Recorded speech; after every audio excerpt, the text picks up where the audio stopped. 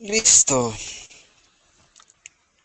volvemos con las notas.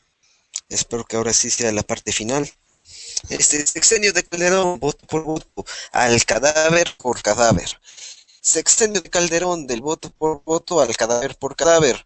En contraste, Proceso le dedica al fin del sexenio una edición especializada al gobierno de Felipe Calderón desde la perspectiva humorística de los ilustradores Hernández y Helguera, que cada semana en la última página de la edición presentan su sección Monosapiens de corte crítico hacia la autoridad.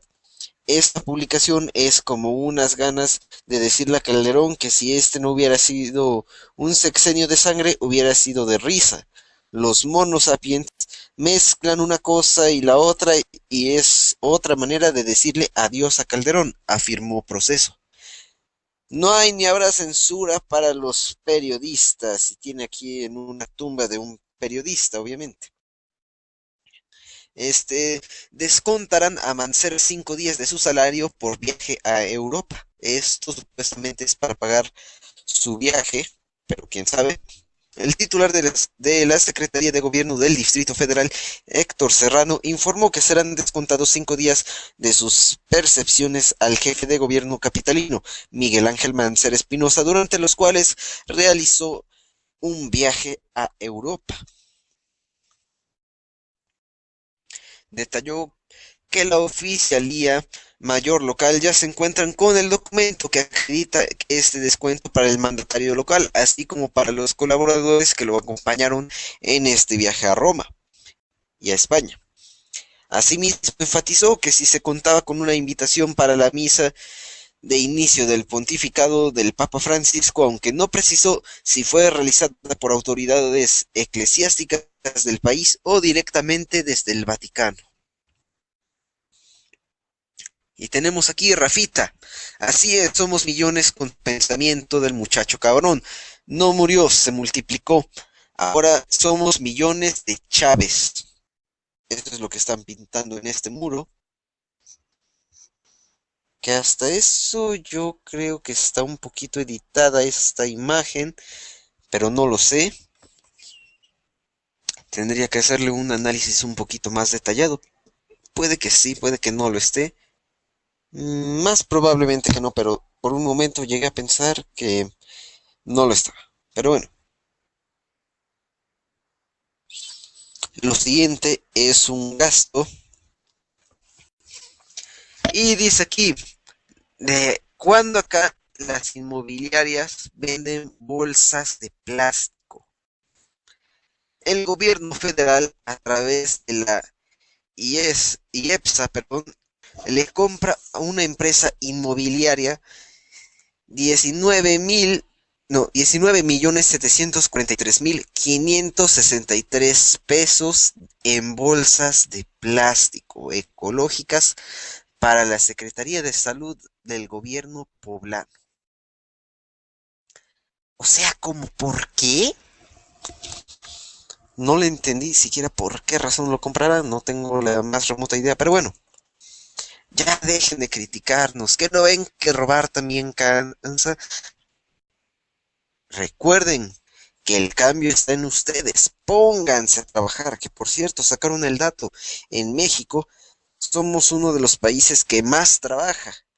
Lo que pasa es que el sueldo es miserable, el poder adquisitivo es miserable aquí en México, pero las horas de trabajo son más que en otros países.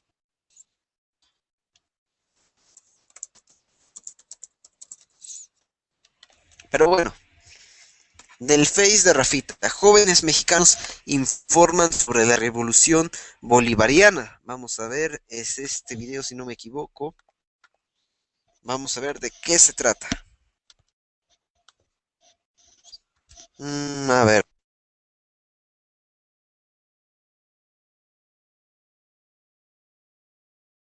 Información que hacen los medios de derecha en su país acerca de Revolución Bolivariana. Trataron de rendir homenaje al comandante Hugo Chávez y de perpetuar su ejemplo. Nuestro corresponsal en este país, Eduardo Martínez, estuvo con ellos en el centro de Ciudad de México.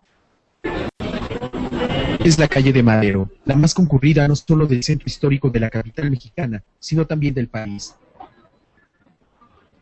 Cada fin de semana un grupo de jóvenes instala lo que denominan el tendedero político. Un poco para hacer contrapeso a los medios de comunicación, que como ustedes saben, pues manipulan la información y no dicen lo que en realidad está pasando.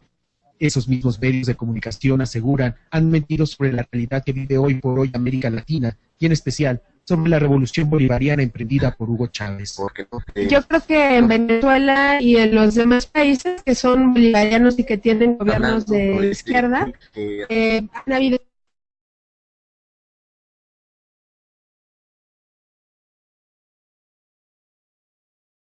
grandes logros en materia de educación, de vivienda, de salud. Los programas sociales y el poder que ahora recae en el pueblo venezolano es parte de la información que busca difundir. Él se fue más hacia el lado de las personas que menos tienen, ¿no? Los que estaban más abandonados.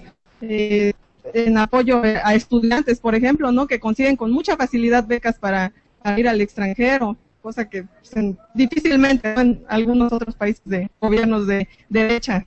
Quienes promueven estas formas alternativas están convencidos de que el comandante sigue vivo en el pueblo venezolano y que la revolución continuará. Esperamos que en 2 semanas que va a ser la elección, la derecha vuelva a ser derrotada y ahora no van a tener pretexto de decir que Chávez ahí está instalado en el poder, sino será realmente el pueblo venezolano el que marque el ritmo. Los transeúntes miran con sorpresa las fotos que dan cuenta del amor de un pueblo por alguien que promovió la integración de América Latina y defendió hasta el final el sueño de la patria grande de Simón Bolívar. Eduardo Martínez, TSU, Ciudad de México.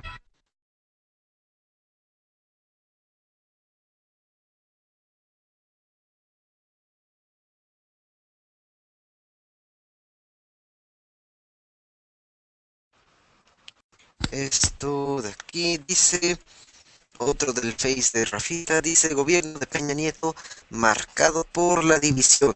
Estas noticias no las dicen en Televisa, pero sí en Telesur, en Venezuela. ¡Qué vergüenza! Aquí se esconden las verdaderas intenciones del gobierno.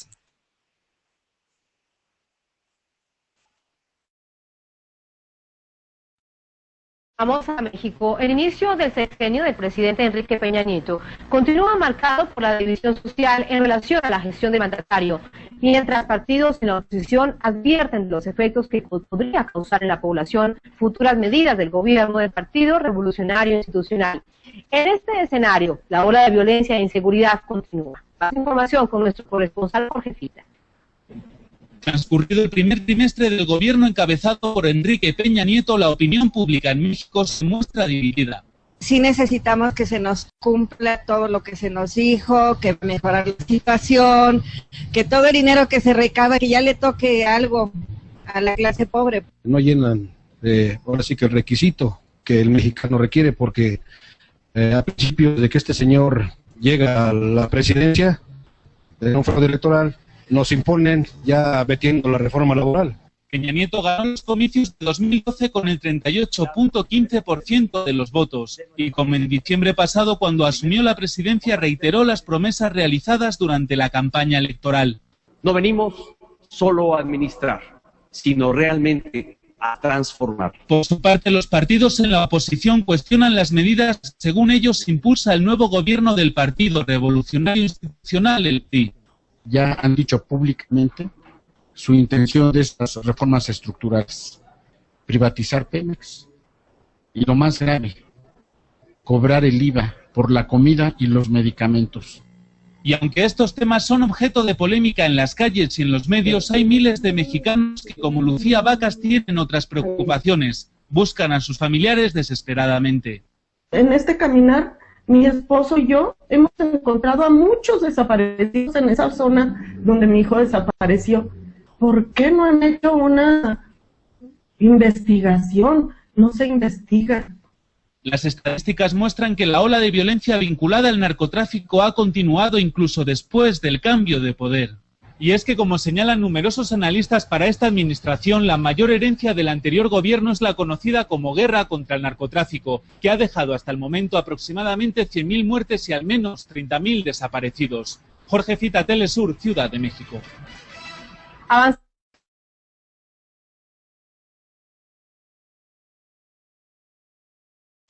Tiempo de información económica. Adquirir una vivienda se ha convertido en una meta difícil de alcanzar para millones de familias en México. Ante la falta de respuesta gubernamental, muchos han tenido que improvisar espacios en sitios de alto riesgo. Nuestro corresponsal Eduardo Martínez nos informa. A la orilla de uno de los ejes viales más transitados de la capital mexicana, en la delegación Iztapalapa, se asentaron al menos un centenar de familias. Aquí levantaron cuartos de hasta 4 metros con maderas y láminas que recogieron en los tiraderos de basuras cercanos. Hay hacinamiento de familias dentro de cada cuarto. Son cuartos de lámina de cartón, condiciones muy precarias. Nuestros compañeros son de escasos recursos económicos. No solo padecen la precariedad y el riesgo del hogar, también se enfrentan a la falta de servicios básicos. Pues vamos a carrear agua acá en este parquecito. En las noches llenamos los botes, nada más para bañarnos, para lavar los trastes, para el baño. La solución ideal, dicen, sería alquilar una casa, pero sus escasos ingresos apenas les alcanzan para medio alimentarse. Yo a veces hasta me pongo a pensar que, ¿por qué el gobierno no nos ayuda? Y a mí sí me gustaría que nos apoyaran, que sea con un lote que nos diera y ya nosotros lo pagaríamos en pagos, poco a poco. El déficit de vivienda en México es alarmante, así lo reconoce el propio gobierno. Aún existe en nuestro país una gran demanda de vivienda. Al día de hoy, el rezago estimado es de aproximadamente 9 millones de casas. Además, en las próximas 2 décadas, el bono demográfico seguirá estimulando la demanda de nuevas construcciones. Pero estas construcciones solo podrán adquirirlas aquellas personas consideradas sujetas de crédito, con empleo e ingresos superiores a los 3 salarios mínimos. Eduardo Martínez, Telesur, Ciudad de México.